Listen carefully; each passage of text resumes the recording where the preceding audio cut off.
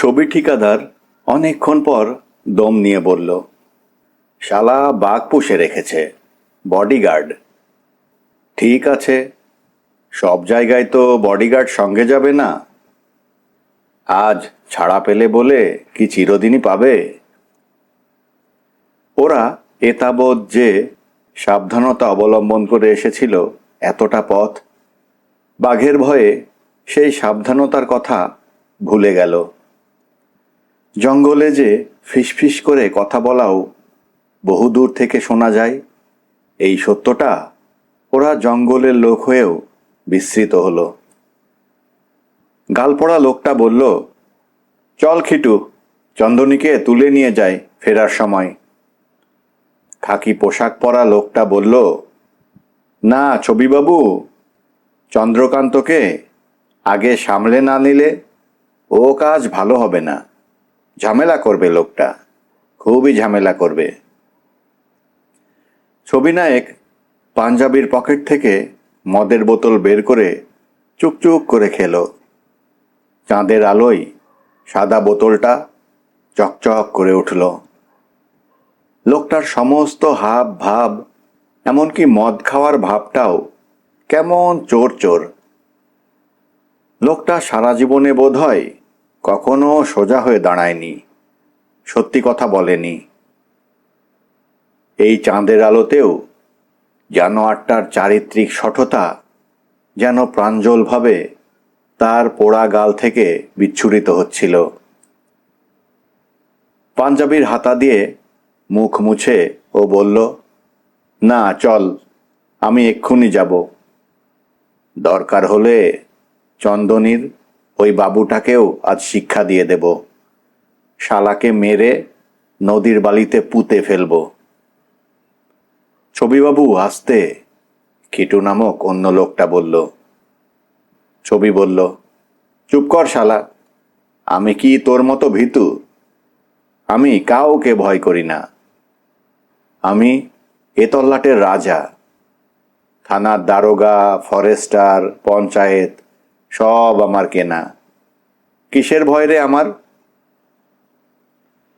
ওরা আবার সাবধান হয়ে এগোতে লাগলো ফেরার পথে।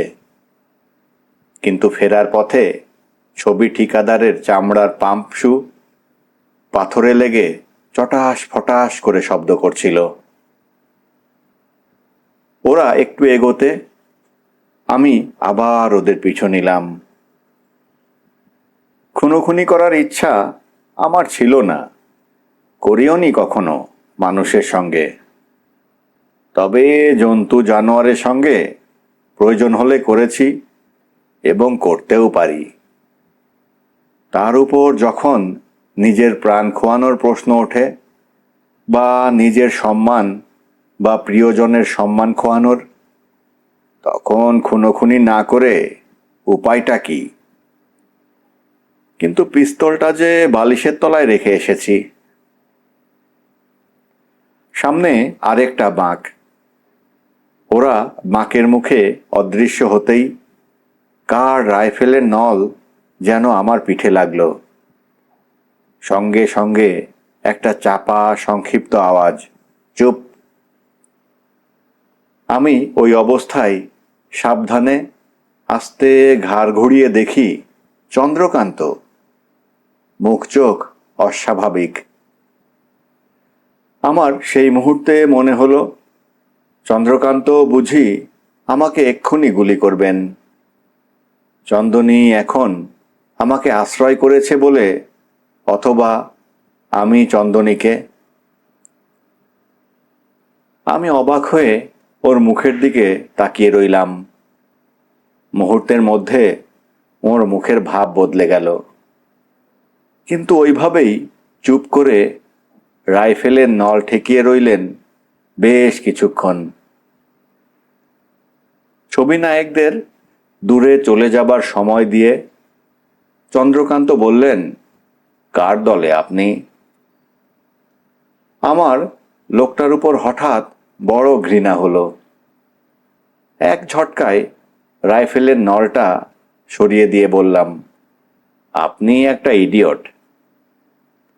আমার কাছ থেকে ওই কথা শোনার জন্যে চন্দ্রকান্ত তৈরি ছিলেন না, কিন্তু আমার পিঠে ওইভাবে অতক্ষণ রাইফেলের নল ঠেকিয়ে রাখাতে আমি খুব অপমানিত বোধ করেছিলাম। যার জন্যে চুরি করি সেই বলে চোর। চন্দ্রকান্ত ব্যাপারটা বুঝলেন সঙ্গে সঙ্গে। আমার পিঠে হাত ছুঁয়ে বললেন, সরি। এই পরিবেশে, এই জঙ্গলে, শহরে উঠতে বসতে শোনা নিঃশ্বাসজাত এই সরি কথাটা বড় বেমানান বলে মনে হলো। আমি ফিসফিস করে চন্দ্রকান্তকে বললাম, ওরা বোধহয় চন্দনীর কাছে যাচ্ছে। চন্দ্রকান্ত বললেন, যাক না, তাতে আমার কি। আমি আবার একটা ধাক্কা খেলাম। বললাম, আপনার না হতে পারে, আমার হয়তো কিছু। চন্দ্রকান্ত কথা ঘুরিয়ে বললেন, ওরা যাবে না, সে সাহস ওদের নেই। আমি বলছি নেই। তাছাড়া গেলেও আপনার ভয় নেই, কম্ফু আছে, ও একাই 100। আমি বললাম, কম্ফু ঘুমোচ্ছে, তাছাড়া ও কি ওই সাপমুখো লাঠি নিয়ে বন্দুকের সঙ্গে লড়বে? চন্দ্রকান্ত এক অদ্ভুত হাসি হাসলেন। তারপর বললেন, কম্ফু কখনো ঘুমোয় না। আফিং খাওয়া, দিনে ঘুমানো লোকগুলোর আত্মীয় হলেও কম্ফু ওদের কেউ হয় না। ও সব সময় জেগে থাকে। আপনি নিশ্চিন্ত থাকুন। আর লড়তেই যদি কেউ চায়, তাকে কি বন্দুক দিয়ে ঠেকানো যায়? আমি বললাম, চলুন, আমরা ওদের পিছু নেই। ওরা আপনাকে মারতে এসেছিল, আর এমনি করে ওদের ছেড়ে দেওয়া কি ঠিক হলো? চন্দ্রকান্ত সে কথায় কান না দিয়ে ফিরে দাঁড়িয়ে বললেন, চলুন চলুন, আমার ডেরায় চলুন, অনেক গল্প করা যাবে। তারপর বললেন, সব কিছুরই সময় আছে। আপাতত আপনি ডাক্তার ওয়াটসন হয়ে থাকুন। শার্লক হোমসের রোলটা আমাকেই দিন, কেমন? আমি হাসলাম, বললাম, ঠিক আছে। নালাটাতে নেমে চন্দ্রকান্ত কয়েক পা এগিয়েই নালাটা ছেড়ে দিয়ে ডান দিকে উঠলেন। উঠে একটা শর্টকাটে ভিতরে ঢুকলেন জঙ্গলের। আমি বললাম, বাঘটা কি নালার সব জলই খেয়ে নেবে নাকি আজ রাতে? এতক্ষণ তো এক জায়গায় থাকার কথা নয়। চন্দ্রকান্ত বললেন, বাঘটা একটা খুব বড় চিতল হরিণ মেরেছে কাল সন্ধেতে, নালার মুখেই। আজ ভোজ শেষ করে তারপরে যাবে।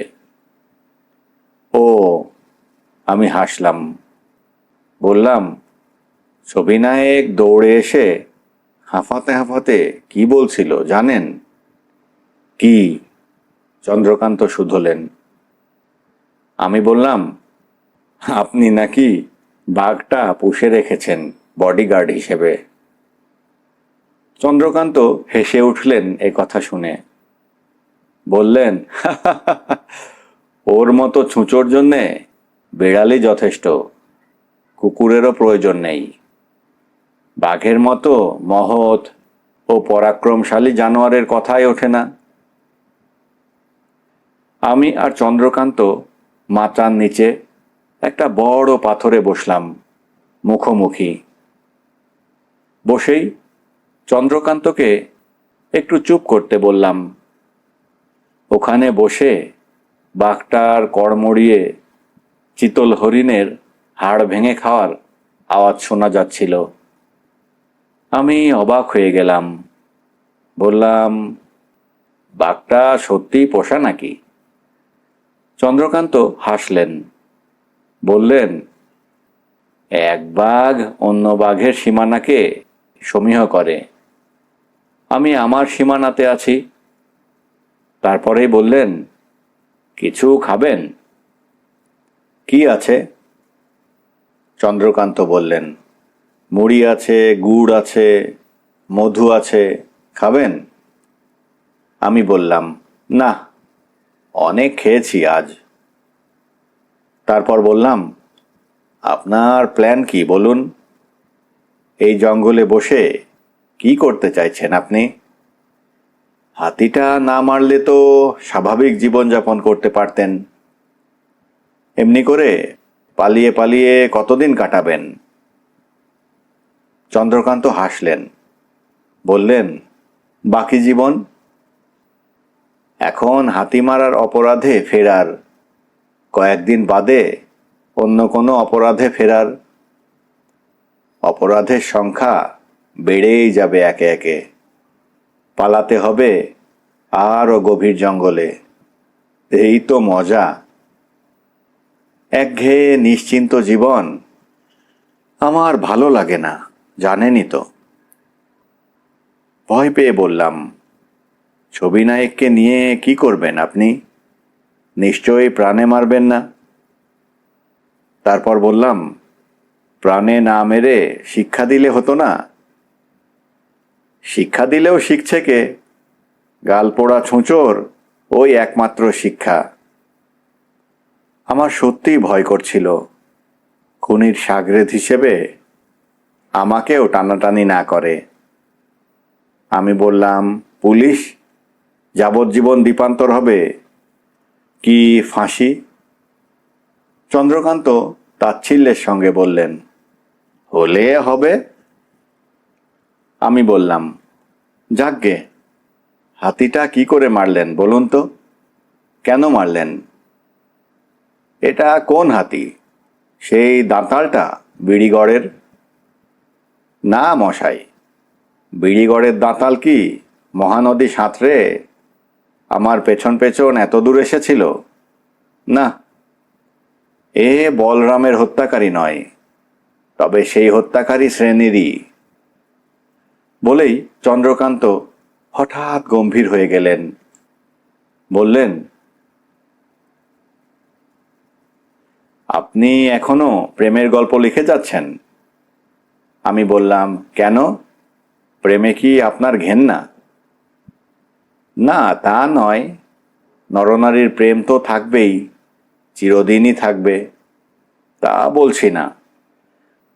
তবে প্রেম বলতে আপনারা যা বোঝেন, আমি তার চেয়ে অনেক গভীরতর কিছু বুঝি। মানুষের প্রতি মানুষের প্রেম। আমার প্রেম এই কম্ফুদের প্রতি, নারায়ণদের প্রতি, এরকম লক্ষ লক্ষ কোটি কোটি দেশি মানুষের প্রতি। এখানে ন্যাকা ডায়ালয়ের জায়গা নেই। এ প্রেম তরল নয়, সলিড। এ কারণেই চন্দনীর জায়গা হলো না আমার জীবনে। তারপর বললেন, লিখে যান, চালিয়ে যান আপনারা, ভালো রোজগার হচ্ছে, কি বলুন? একটু থেমে বললেন, পঞ্জিকা কিন্তু আপনাদের বইয়ের চেয়েও বেশি বিক্রি হয়। আমি আড়মোড়া ভাঙলাম, কিছু বললাম না। কথা ঘুরিয়ে আমি বললাম, এসব খুনোখুনির ভাবনা ভালো নয়। আপনি বরং ছবি নায়কের বিরুদ্ধে কেস ফাইল করুন। কেস? কোর্টে? বলেই হাসলেন চন্দ্রকান্ত।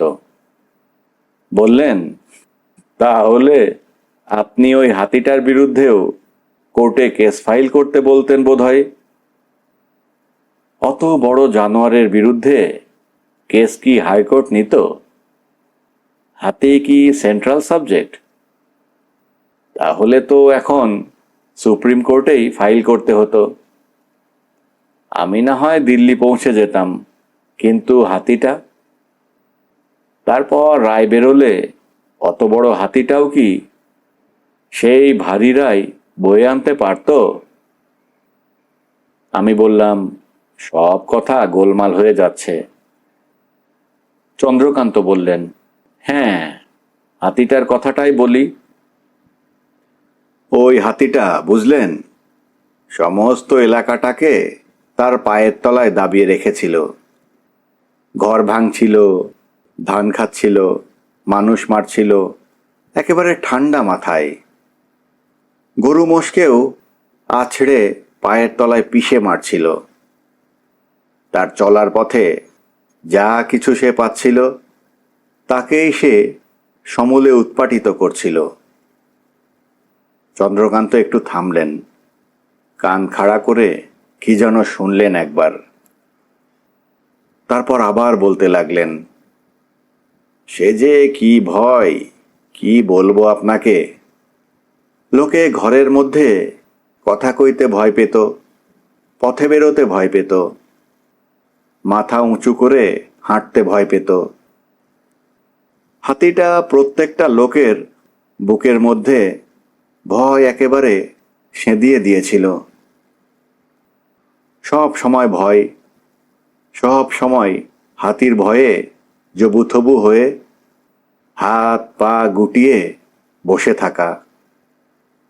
গ্রামে ধান কাটা বন্ধ, গান গাওয়া বন্ধ, যাত্রা বন্ধ, সব কিছু। সব সাধারণ স্বাভাবিক জীবনযাত্রা স্তব্ধ হয়ে এসেছিল। গ্রামের লোকগুলো বলতো হাতি, কিন্তু আমি বলতাম, ওদের বুঝতাম যে আসলে ওদের শত্রু হাতিটা নয়, কারণ ওই হাতিটা মরে গেলে কি তাকে মেরে ফেললে অন্য কোনো হাতি ওর জায়গা নিতই। আসলে ওরা বুঝতে পারেনি যে হাতিটার ছায়া ওদের প্রত্যেকের বুকের মধ্যে পড়েছে। সেই ছায়ার নাম ভয়। যারা সহজে ভয় পায় তাদের ভয় পাওয়ানোর জন্যে সবসময়ই কোনো দৈত্য, দানো, জুজু অথবা এই হাতির মতো হাতি থাকবেই থাকবে। আসল শত্রু ভয়টা, হাতিটা নয়। আমি চুপ করে চন্দ্রালোকিত বন পাহাড়ের দিকে চেয়েছিলাম। রাত চড়া পাখির ডাক ভেসে আসছিল পাহাড়ের উপরের মালভূমি থেকে। শিমুল বনের নিচের শিমুল ফুল খেতে আসা কোটরা হরিণের ডাকের শব্দে বিমুগ্ধ হয়ে চন্দ্রকান্তের কথা শুনছিলাম আমি। চন্দ্রকান্ত বললেন, বুকের মধ্যে ভয় নিয়ে বাঁচাকে কি বাঁচা বলে? তারপরই বললেন, আপনি জিম করবেটের জাঙ্গল লোর বইটা পড়েছেন? বললাম, ও বই কে পড়েনি? ওখানে চুড়াইলের যে সেই ঝড়ের বিকেলের তীক্ষ্ণ বাঁশি ভৌতিক স্বরের কথা উনি লিখেছেন, এবং সেই ভয়ের রহস্য উদ্ঘাটনের কথাও। তাতে এক জায়গায় তিনি বলেছেন, আপনার মনে আছে কি? কি বলেছেন? আমি বোকার মতো শুধলাম। মনে নেই, চন্দ্রকান্ত বললেন। জিম করবেট বলেছেন, যা কিছুই বিপজ্জনক তার প্রতি প্রত্যেকের এক অদম্য আকর্ষণ ও কৌতূহল থাকে, এমনকি ছোট ছেলেদেরও। এক ঝড়ের বিকেলে সেই ভয় বুকে করে ভয়কে জয় করার জন্যে উনি গিয়ে বাঁশির রহস্য উদ্ঘাটন করলেন। দেখলেন, ঝড়ে একটা মহিরুহ আর একটা মহিরুহর উপর পড়ে গেছিল অনেক দিন আগে। তখন দুটো গাছই শুকনো হয়ে গেছে। খুব জোরে ঝড় উঠলে সেই বড় গাছটাকে হাওয়া ঠেলে তুলত কিছুটা। পরক্ষণেই হাওয়া সরে গেলে সে আবার পড়তো এসে শুকিয়ে যাওয়া ছোট মহিরুহর উপর। ওই শুকনো কাঠের সঙ্গে শুকনো কাঠের ঘর্ষণে তা থেকে তীক্ষ্ণ বাঁশির সুরের মতো আওয়াজ উঠত, তাকেই লোকে ভয় পেত, ভূত বলতো। তাই বলছিলাম, বুকের মধ্যের ভয়কে তাড়াতে পারলেই যে কেউই দেখতে পাবে যে বেশিরভাগ ভয়ের বাঘ মাত্রই কাগুজে বাঘ, বেশিরভাগ ভূতই শুকনো কাঠ। আমি মন্ত্রমুগ্ধের মতো শুনছিলাম। চন্দ্রকান্ত বলে চললেন, একদিন আমি সন্ধ্যের মুখে মুখে পুন্নাকোট থেকে ফিরে আসছি টুলকায়। দুপুরে বেরিয়েছিলাম, অনেকখানি পথ। গ্রামের কাছাকাছি এসেছি, দেখি হাতিটা পথ জুড়ে দাঁড়িয়ে আছে। আমাকে যদি যেতে হয় তাহলে ওর পাশ কাটিয়ে যেতে হতো। আমি দাঁড়িয়ে আছি, ও তাই।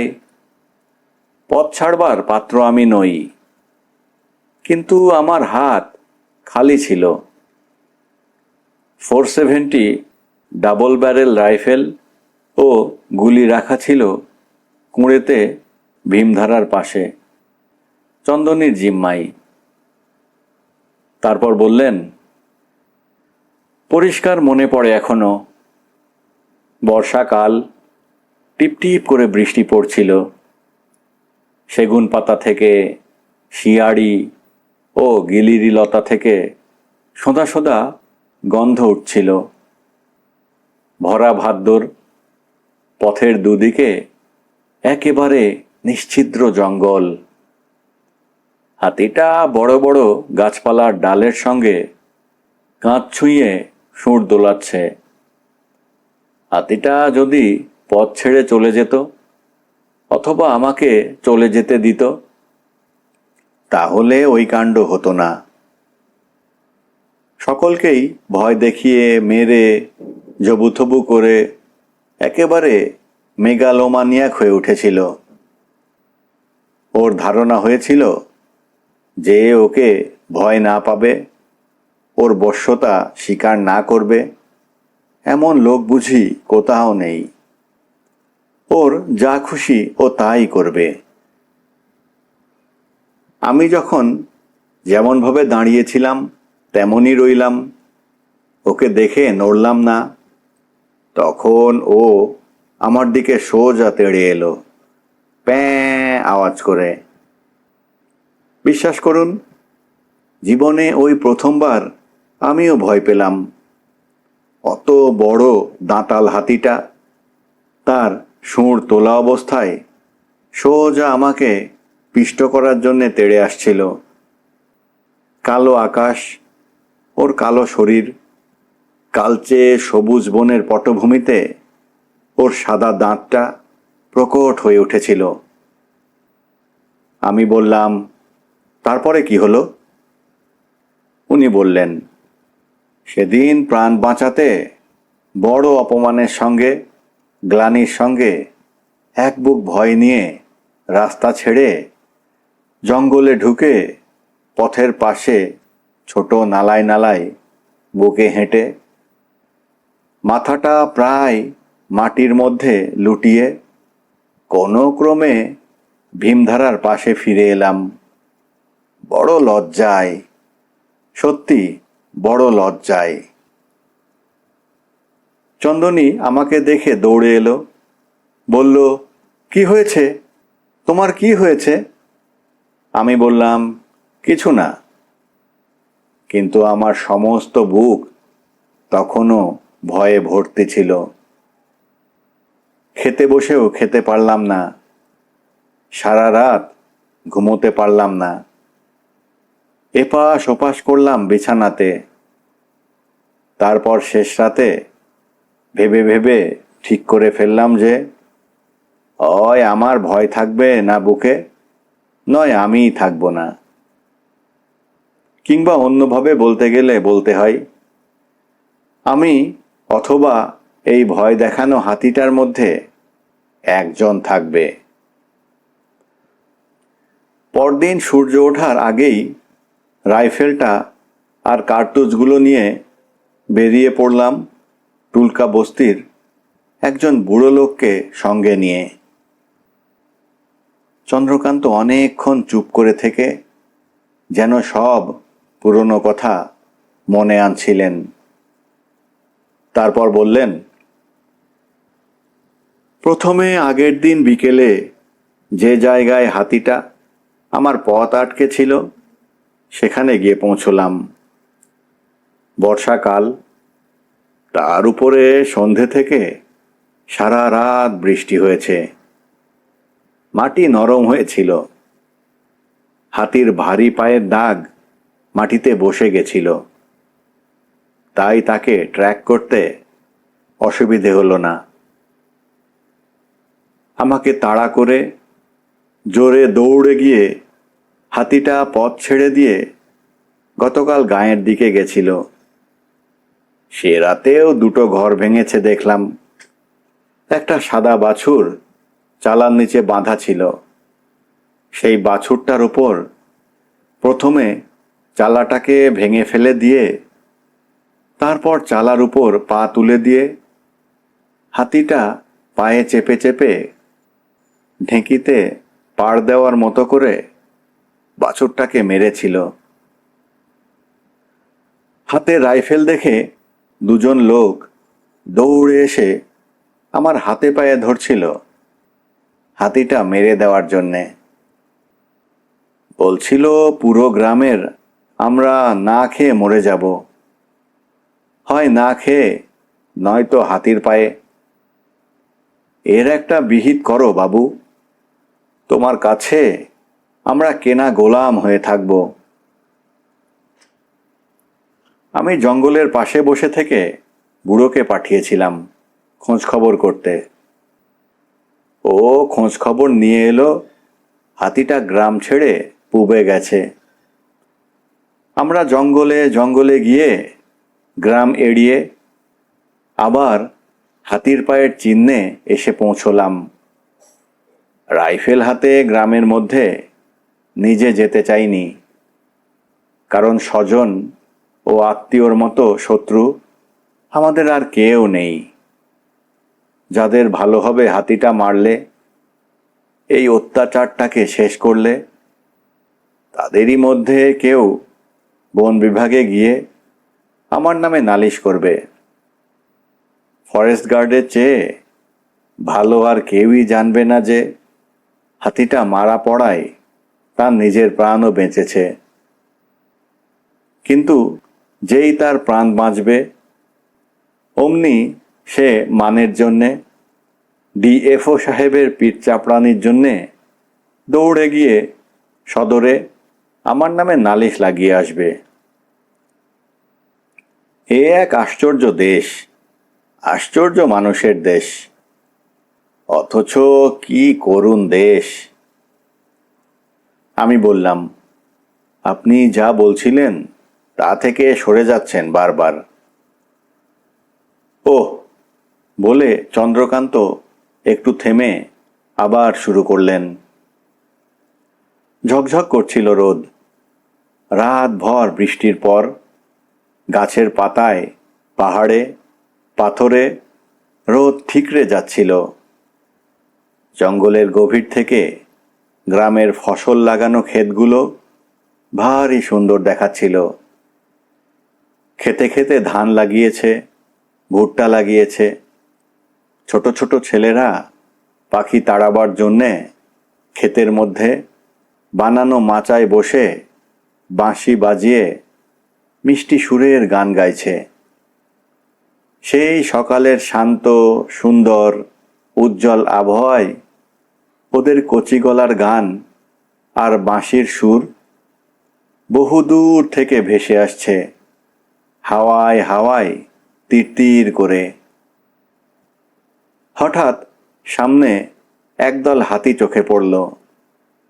হাতিগুলো খুব আস্তে আস্তে পাহাড়ের খোল বেয়ে গভীরতর জঙ্গলের দিকে যাচ্ছিল। বোধহয় ধুলোয় কোথাও গড়াগড়ি দিয়েছিল, অথবা কাদায়। গায়ে লাল ধুলো মেখে লাল মাটির কাদা লেপে ধীর গতিতে গজেন্দ্র গমনে চলতে থাকা সারিবদ্ধ হাতিগুলোকে ঘন সবুজ জঙ্গলের আর নীল আকাশের পটভূমিতে পুঞ্জ পুঞ্জ সিঁদুরে মেঘ বলে মনে হচ্ছিল। অনেকক্ষণ সেদিকে চেয়ে দাঁড়িয়েছিলাম আমি। বুড়ো বলল, কি দেখছো বাবু? আমি বললাম, দেখো বুড়ো, কি সুন্দর দেখাচ্ছে। বুড়ো বলল, সুন্দর না ছাই? বেটাদের সব কটাকে মেরে ফেলতে পারো তো বুঝি। ফসল করার উপায় নেই, ক্ষেত করার উপায় নেই, গুন্ডামির জ্বালায় প্রাণ বাঁচানো দায়। আমি হাসলাম, বললাম, তোরা বন কেটে ফসল করবি আর দোষ হবে ওদের। ঠেলতে ঠেলতে তোরা ওদের কতটুকু জায়গাতে কোণঠাসা করেছিস বলতো? বুড়ো বলল, ঠিক আছে, এমনি হাতিদের সঙ্গে আমাদের ঝগড়া নেই, যদিও ফসল নষ্ট করে সকলেই। যে গুন্ডাটার সঙ্গে ঝগড়া তার পায়ে পায়ে চলো। জঙ্গল গভীর থেকে গভীরতর, গভীরতর থেকে গভীরতম হচ্ছে। ভালো করে দেখা যায় না চোখে দিন দুপুরেও।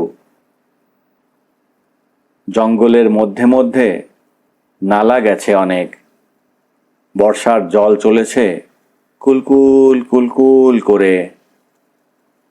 হাতিটা পা দিয়ে নরম মাটি চেপে চেপে শক্ত করে নিয়ে তার উপরে পা ফেলে নালা পেরিয়েছে।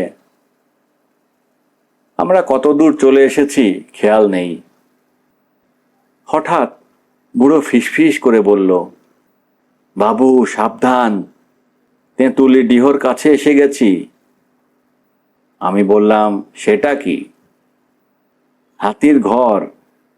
এই জঙ্গলের মধ্যে কয়েকশো বছর আগে একটা গড় ছিল, কলহ রাজাদের। সেই গড়ের চারপাশে উঁচু জমি, বড় বড় তেঁতুল গাছ। এত বড় বড় তেঁতুল গাছ যে দিনের বেলাতেও রাতের অন্ধকার। কোনো ফরেস্ট গার্ড কখনো জীবনে এই ডিহর ধারে কাছে আসে না, আমিও আসি না। এখানে হাতিদের ঘর, এখানে ওরা ওদের মেয়েদের ভালোবাসে, এখানে বাচ্চা হয় হাতিদের। একটু থেমে চন্দ্রকান্ত বললেন, একে তো আমার বুকে ভয় সেঁধিয়ে দিয়েছে হাতিটা, তার উপর ওই জায়গায় পৌঁছে এবং বুড়োর কথা শুনে ভয় আরও বেড়ে গেল। তখন হাঁপানিও তো পুরো মাত্রায় ছিল। ওই অবধি হেঁটেই দম ফুরিয়ে গেছিল একেবারে। বললাম, কথা বলিস না, গুন্ডা হাতিটা কাছাকাছি আছে। দেখছিস না কিরকম ছমছম করছে চারধার। এখন আর দাঁড়িয়ে চোখ চলে না, এত গাছপালা লতা পাতা। সমস্ত জায়গায় হাতি ছাড়া আর কোনো জানোয়ারেরই পদচিহ্ন নেই। তেঁতুল ডিহির চারপাশে নানা রকম গর্ত, হামানদিস্তার মতো। কতগুলো টাটকা, কতগুলো পুরনো, শুকিয়ে গেছে। যেগুলো খুব পুরনো সেগুলোর উপর লতিয়ে আছে বুনোলতা। না দেখে পা ফেললে পা ভেঙে যাবার সম্ভাবনা। আমরা হামাগুড়ি দিয়ে এগোচ্ছিলাম, আগে পরে নয়, 10-12 হাত দূরে পাশাপাশি, যাতে অনেকখানি জায়গায় নজর রাখতে পারি। মনে হলো আবার সামনেই একটা নালা, ঝরঝর ঝরঝর করে জল বওয়ার শব্দ হচ্ছে। হঠাৎ বুড়ো স্তব্ধ হয়ে গেল দেখলাম। 4 হাত পায়ে মাটির উপর ব্যাঙের মতো বসে ও যেন মাটির সঙ্গে মিশে গেল। কাদামাখা অবস্থায় অদ্ভুত দেখাচ্ছিল ওকে। ও একবার আমার দিকে তাকালো, তারপরেই ওর চোখ ভয়ে বিস্ফারিত হয়ে গেল। সামনের দিকে বিস্ফারিত চোখে ও তাকিয়েছিল। আমি সামান্য এগিয়ে যেতেই দেখলাম গুন্ডা হাতিটা নিথর পাহাড়ের মতো দাঁড়িয়ে আছে ডিহর পাশে। তার সুরের ডগা চোখের পাতাটি পর্যন্ত এতটুকু কাঁপছে না। অত বড় জানোয়ার যে কি করে অমন নিঃশব্দে দাঁড়িয়ে থাকতে পারে তা না দেখলে বিশ্বাস হয় না। হাতিটার চোখ দুটো নিষ্পলকে বুড়োটাকে দেখছে। বুড়োকে ও দেখে ফেলেছে, তাই বুড়োর দু চোখ ভয়ে বিস্ফারিত। আমি যেখানে ছিলাম সেখান থেকে হাতির মগজে গুলি করা সম্ভব ছিল না, কিন্তু তক্ষুনি গুলি না করলে বুড়োকে বাঁচানো যেত না, আমাকেও। আমি হাঁফাচ্ছিলাম। কোনো ক্রমে নিঃশ্বাস বন্ধ করে হাতিটার হৃদয় লক্ষ্য করে আধো শুয়ে আমি গুলি করলাম। হাতিটা আমার কাছ থেকে বড়জোর 10-15 হাত দূরে ছিল। গুলি করার সঙ্গে সঙ্গে ওর সারা শরীরে একটা ঝাঁকুনি খেলে গেল। মনে হলো ও এক দৌড়ে গিয়ে বুড়োর উপর পড়বে, অথবা আমার ওপর। আমি বাঁ দিকের ট্রিগারে আঙুল ছুঁয়ে শুয়েই রইলাম। কোনো নড়াচড়া বা শব্দ করছিলাম না, যাতে আমাকেও দেখে ফেলতে পারে হাতিটা। পুরো 1 মিনিট হয়ে গেল। তখনও হাতিটা যেমন দাঁড়িয়েছিল তেমনই দাঁড়িয়ে রইল। আমার হৃৎপিণ্ড স্তব্ধ হয়ে গেল। তাহলে কি গুলি লাগেনি? 10 হাত দূর থেকে গুলি লাগলো না? গুলি লাগলেও হয়তো ওর হৃদয়ে পৌঁছয়নি গুলি। পর মুহূর্তেই আর না ভেবে ওই একই জায়গায় আমি তাক করে বাঁ দিকের ব্যারেলও ফায়ার করলাম। সঙ্গে সঙ্গে মনে হলো জঙ্গলের নালাটা হাতির শরীর থেকে ঝর্ণা হয়ে পড়ছে। হাতিটার বুক থেকে ফোয়ারার মতো রক্ত বেরোতে লাগলো মোটা ধারায়। ছড়ছড় শব্দ করে সে রক্ত পড়তে লাগলো। সেই গরম দুর্গন্ধ রক্ত ছিটকে আসতে লাগলো আমাদের মুখে, চোখে, গায়ে। হাতিটা তবুও দাঁড়িয়ে রইল, নড়ল না একটুও। আমি এবার আস্তে আস্তে বুকে হেঁটে পেছোবার চেষ্টা করতে লাগলাম।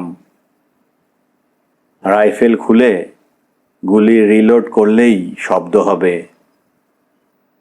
বুড়ো কি করছে তখন দেখার সময় ছিল না। পেছোতে পেছোতেই দেখলাম যে হাতিটার গা থরথর করে কাঁপছে। হঠাৎ হাতিটা সামনের একটা গাছের ডালকে সুঁড় দিয়ে জড়িয়ে ধরে জোর পাওয়ার চেষ্টা করলো, কিন্তু পারল না। গাছের পাতাগুলো, ডালগুলো প্রচণ্ড জোরে ঝেঁকে উঠল। তারপর মড়াত করে ভেঙে গেল ডালটা। ডালটাকে সুঁড়ে জড়িয়ে ধরে হাতিটা হাঁটু গেড়ে বসে পড়ল। আমরা যখন তেঁতুলডিহর ঘন অন্ধকার গা ছমছম এলাকা পেরিয়ে আলোতে এলাম, তখন আমার বুকটা হালকা লাগতে লাগলো।